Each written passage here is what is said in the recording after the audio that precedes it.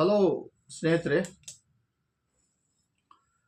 ಇತ್ತೀಚೆಗೆ ವಯಸ್ಸಾದವರಿಗೆ ವೃದ್ಧರಿಗೆ ಅನಾಥ ಆಶ್ರಮಗಳು ಭರ್ತಿ ಆಗ್ತಾ ಇದ್ದಾವೆ. ನಾವು ನಮ್ಮ ತಂದೆ ತಾಯಿಗಳಿಗೆ ಕಷ್ಟ ನೋವು ಅವರು ನಮಗೆ ಏನು ತೋರಿಸೇ ಇಲ್ಲ, ಬೆಳೆಸಿದ್ರು.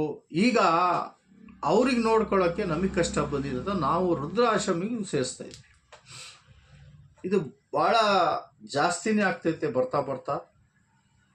ಮೊದಲೇ ಎಲ್ಲ ವೃದ್ಧಾಶ್ರಮಿಗೆ ಯಾರು ಹೋಗ್ತಿದ್ರು ಅಂದರೆ, ಯಾರು ಅವ್ರಿಗೆ ದಿಕ್ಕೇ ಇರಲ್ಲ, ನೋಡ್ಕೊರೋರಿರಲ್ಲ, ಎಲ್ಲೋ ಫುಟ್ಪಾತ್ನಲ್ಲಿ ಕುತ್ಕೊಂಡವ್ರಿಗೆ, ಆಗ ಕಾಯಿಲೆ ಬಂದು ಎಲ್ಲೋ ಫುಟ್ಪಾತ್ನಲ್ಲಿ ಕುಂತವರಿಗೆ, ಇಂಥವರಿಗೆಲ್ಲ ಆಶ್ರಯ ಕೊಡ್ತಾ ಇತ್ತು ವೃದ್ಧಾಶ್ರಮಗಳು.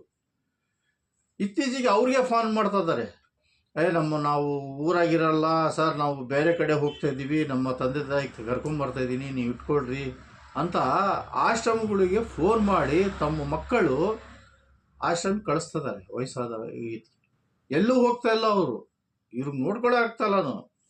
ನನ್ನ ಹೆಂಡತಿಗೂ ಆಗಲ್ಲ, ನನಗೂ ಆಗಲ್ಲ, ನೀವು ಇಟ್ಕೊಳ್ಳಿ. ಅವ್ರು ಹೇಳ್ತಾ ಇದ್ದಾರೆ, ರಿಕ್ವೆಸ್ಟ್ ಮಾಡ್ಕೊತಿದ್ದಾರೆ, ನೀವು ಹುಟ್ಟಿದ ಮೇಲೆ ನಿಮಗೆ ಕಷ್ಟ ನೋವು ಬಂದಿತ್ತು, ನೀವು ಸಣ್ಣರಿದ್ರು, ನಿಮಗೆ ಏನು ನೋವು ಬಂದ್ರೂ ತಂದೆ ತಾಯಿಯವರು ಅಷ್ಟು ಪ್ರೀತಿಯಿಂದ ಸಾಕಿದ್ದಾರೆ ನಿಮಗೆ.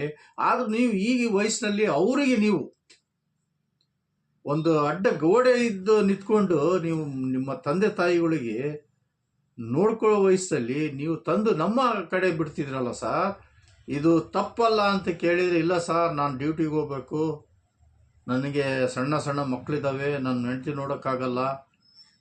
ಅಲ್ಲೇ ನೀವು ಸಣ್ಣರಿದ್ದಾಗ ನಿಮ್ಮ ತಾಯಿಗೆ ವಯಸ್ಸಿಷ್ಟೇ ಇತ್ತು, ಈಗ ನಿಮ್ಗೆ ಹೆಂಡ್ತಿದೈತಲ್ಲ ಅದೇ ವಯಸ್ಸು ನಿಮ್ಮ ತಾಯಿಗೆ ಆವಾಗಿತ್ತು. ಆವಾಗ ನಿಮಗೆ ಸಾಕಿಲ್ಲ ನಿಮ್ಮ ತಂದೆ ತಾಯಿ. ಅವರು ಎಲ್ಲರೂ ಹೋಗಲಿ ನಿಮಗೆ ಬಿಟ್ಟು ಹೋಗಿದ್ರಾ? ಯಾವ ಊರಿಗೆ ಹೋದ್ರು ಕರ್ಕೊಂಡು ಹೋಗ್ತಿದ್ರು, ಯಾವ ಕಾರ್ಯವಾಗಿ ಕರ್ಕೊಂಡು ಹೋಗ್ತಿದ್ರು, ಮದುವೆಗೆ ಹೋದ್ರು ಕರ್ಕೊಂಡು ಹೋಗ್ತಿದ್ರು ಅಲ್ಲ.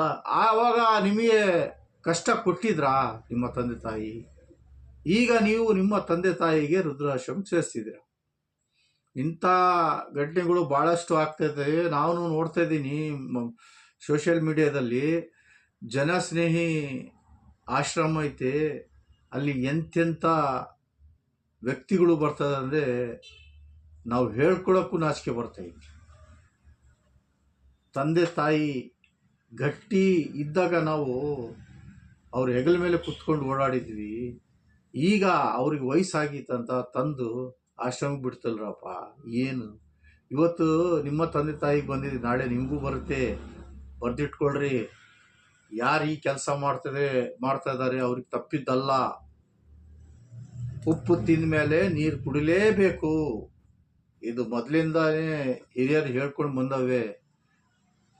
ಸ್ನೇಹಿತರೆ, ಈ ಚಳಿಗಾಲದಲ್ಲಿ ಫುಟ್ಪಾತ್ನಲ್ಲಿ ಬಿದ್ದವರಿಗೆ ಬೆಡ್ಶೀಟ್ ಹಚ್ತಾ ಇದ್ದಾರೆ, ಊಟ ಕೊಡ್ತಾ ಇದ್ದಾರೆ, ಅವರು ಆರೋಗ್ಯನೂ ಕೇಳ್ತಾ ಇದ್ದಾರೆ. ನಾವು ಬೇರೆಯವರಿಗೆ ಸಹಾಯ ಮಾಡೋ ಮುಂಚೆ ನಾವು ನಮ್ಮ ಮನೆಯಲ್ಲಿ ಏನು ಕಷ್ಟ ಇದ್ದಾವೆ ಅದನ್ನು ನೋಡ್ಕೋಬೇಕು. ನಮ್ಮ ತಂದೆ ತಾಯಿಗೆ ಯಾರು ನೋಡ್ತಾ ಇದ್ದಾರೆ? ಎಲ್ಲೋ ಭೂಕಂಪ ಆಯ್ತು, ಎಲ್ಲೋ ಪ್ರಾಯ ಬಂತು ಅಂತ ನಾವು ಹಣ ಹಚ್ತೀವಿ, ಬಟ್ಟೆ ಕೊಡ್ತೀವಿ, ದವಸ ಧಾನ್ಯವನ್ನು ಕೊಡ್ತಿದ್ದೀವಿ. ಆದರೆ ಅದೇ ನಮ್ಮ ತಂದೆ ತಾಯಿ ಮನೆಗಿದ್ದಾಗ ಯಾರು ನೋಡಲ್ರಿ? ನೋಡ್ತೀರಾ? ನೋಡಲ್ಲ. ಬೇರೆ ಕಡೆ ಕೊಡಬೇಕಂದ್ರೆ ಭಾಳ, ಯಾಕಂದರೆ ನಿಮ್ಮ ಫೋಟೋ ಹಾಕ್ತಾರೆ ಅವರು, ನಿಮಗೆ ಹೊಗಳಿಕೆ ಮಾಡ್ತಾರೆ. ಇಂಥ ಕೆಲಸ ಮಾಡ್ತಾ ಇದ್ದಾರಲ್ಲ ಇವರು, ಜನ ಸೇವೆ ಮಾಡ್ತಾ ಇದ್ದಾರೆ ಅಂತ ನಿಮಗೆ ಭಾಳಷ್ಟು ಆಶೀರ್ವಾದ ಮಾಡ್ತಾರೆ ಅಂತ ತಿಳ್ಕೊಂಡಿದ್ದೀರಾ? ಇಲ್ಲ. ತಮ್ಮ ತಂದೆ ತಾಯಿ ಬಿಟ್ಟು ನೀವು ಬೇರೆ ಎಷ್ಟು ಕೋಟಿ ಖರ್ಚು ಮಾಡಿದರೂ ಉಪಯೋಗ ಆಗಲ್ಲ. ಇದು ಒಂದು ಮಾತು ಧ್ಯಾಸ ಇಟ್ಕೊಳ್ರಿ.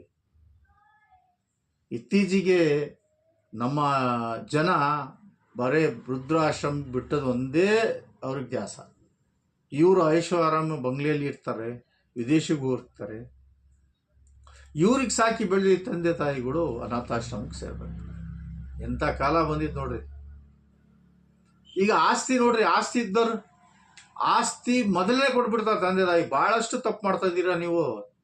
ತಂದೆ ತಾಯಿ ಆದರೂ ನಿಮ್ಮ ಕೈಯಲ್ಲಿ ನೀವು ಬೀಗ ಇಟ್ಕೊಂಡ್ರೆ ಮಾತ್ರ ನಿಮಗೆ ಅನುಕೂಲ ಆಗುತ್ತೆ ಮುಂದೆ. ಇಲ್ಲ ಅಂದರೆ ನೀವು ಆಸ್ತಿ ಭಾಗ ಮಾಡಿ, ನಾವು ಯಾವಾಗ ಸಾಯ್ತೀವಪ್ಪ ತೋಡ್ರಿ ಆಸ್ತಿ ಭಾಗ ಮಾಡ್ಕೊಳ್ಳಿ ನೀವು ಅಂತ ಕೊಟ್ಬಿಟ್ರೆ ನೀವು ಹಗ್ಗ ಕೊಟ್ಟು ಕೈ ಕಟ್ಕೊಂಡಂಗೆ ಆಗತ್ತೆ ನೋಡ್ರಿ.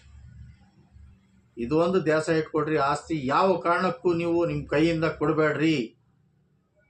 ಯಾವಾಗ ಯಾವ ಮಕ್ಕಳು ನಿಮ್ಮ ಹಿಂದೆ ನಿಮ್ಮ ಬೆನ್ನ ಹಿಂದೆ ಏನು ಮಾಡ್ತಾರಂತ ಗೊತ್ತಿಲ್ಲ.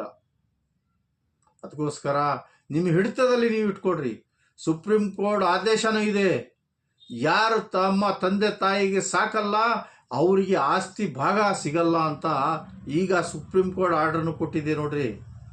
ಈಗ ಒಂದು ಸ್ವಲ್ಪ ನೀವು ಹುಷಾರಾಗಿರ್ಬೇಕು ಮಕ್ಕಳೇ. ಮುಂದೆ ಕಷ್ಟ ತಪ್ಪಿದ್ದಲ್ಲ ನಿಮಗೆ. ಇದೇ ತಂದೆ ತಾಯಿ ಆಸ್ತಿ ಏನು ಮಾಡ್ತಾರೆ ಕೊನೆಗೆ ಗೊತ್ತಾ? ತಗೊಂಡಿದ್ದು ಯಾವುದೋ ಅನಾಥಾಶ್ರಮಕ್ಕೆ ಬರ್ಬಿಡ್ತಾರೆ ನೀವು ನೋಡ್ಕಿಲ್ಲ ಅಂದರೆ. ಇಂಥ ಕಾಲ ಬರೋ ಮುಂಚೆ ನೀವು ಜಾಗ್ರತೆಗೆ ಇಟ್ಕೊಳ್ಳಿ. ತಂದೆ ತಾಯಿಗೆ ಸಾಕ್ರಿ, ನೋಡ್ರಿ. ಅಲ್ರಿ, ನಿಮ್ಮ ಕಷ್ಟಕ್ಕೆ ಬಂದ ತಂದೆ ತಾಯಿ ನೀವು ಅವ್ರಿಗೆ ನೋಡ್ಕೊಂಡಲ್ಲ, ಬೇರೆ ಸಹಾಯಕ್ಕೆ ಹೋಗ್ತೀರಾ. ಬೇರೆ ಸಹಾಯ ಮಾಡಿ ಬೇಡನಲ್ಲ, ಆದರೂ ನಮ್ಮ ತಂದೆ ತಾಯಿಗೆ ನಾವು ನೋಡ್ಕೊಂಡಿಲ್ಲ ಮುಂಚೆ ಬೇರೆ ಸಹಾಯ ಮಾಡಿದರೆ ಅದು ಏನು ಪುಣ್ಯ ಸಿಗಲ್ಲ ಸ್ವಾಮಿ. ಅವನು ಸಹಾಯ ನೀವು ಮಾಡಿದರೂ ಸಹ ಹಿಂದೆ ಹೇಳೋರು ಇದ್ದೇ ಇರ್ತಾರೆ. ತನ್ನ ತಂದೆ ತಾಯಿಗೆ ನೋಡ್ಕೊಂಡಿಲ್ಲ ಇವನು, ಬಂದು ಎಲ್ಲಿ ಜನ 4 ಜನ ನೋಡ್ತಾರಂತ ಹೊಗಳ್ತಾರಂತ ಇವನು ಬಂದು ಇಲ್ಲಿ ಸಹಾಯ ಮಾಡ್ತಾರಂತ ಹೇಳ್ತಾರ್ರಿ. ಇದೊಂದು ಧ್ಯಾಸ ಇಟ್ಕೊಡ್ರಿ. ಯಾಕಂದರೆ ನಮಗೆ ಕಷ್ಟ ನೋವು ಏನು ಬಂದ್ರೂ, ಏನು ಒಂದು ಕಾಯಿಲೆ ಬಂದರೂ ಸಹ ಇಡೀ ರಾತ್ರಿಯನ್ನು ಜಪ ಮಾಡ್ಕೊಂಡು ಕುಟ್ಕೊಂಡು ನಮಗಿಷ್ಟು ಎತ್ತರಕ್ಕೆ ಬೆಳೆಸಿ ವಿದ್ಯಾವನ್ನು ಕೊಟ್ಟು ಒಳ್ಳೆ ಜೀವನವನ್ನು ಕೊಟ್ಟು ಯಾವ ಸಾಲ ಭಾರ ಮಾಡಿಲ್ದಂಗೆ ಅವ್ರು ನಮ್ಗೆ ಸಾಕಿದ್ದಾರೆ ಅಂದಮೇಲೆ ನಾವು ಅವರಿಗೆ ಯಾವ ಥರ ಸಾಕಬೇಕಂತ ನಾವು ನಿರ್ಧಾರ ಮಾಡಬೇಕು. ಈ ಮಾತಿಗೆ ಜನರೇ ನಿಮ್ಮ ಏನು ಉತ್ತರ ಐತೆ ಕಮೆಂಟ್ ಬಾಕ್ಸ್ನಲ್ಲಿ ನೀವು ಕಮೆಂಟ್ ಮಾಡಿರಿ. ನನ್ನ ವಿಡಿಯೋಗಳು ಶೇರ್ ಮಾಡಿರಿ, ಲೈಕ್ ಮಾಡಿರಿ ನನ್ನ ಯೂಟ್ಯೂಬ್ ಚಾನಲ್ ಅಂತ ಹೇಳಿ ನಾನು ಮಾತನ್ನು ಮುಗಿಸ್ತೀನಿ. ಜೈ ಹಿಂದ್, ಜೈ ಕರ್ನಾಟಕ.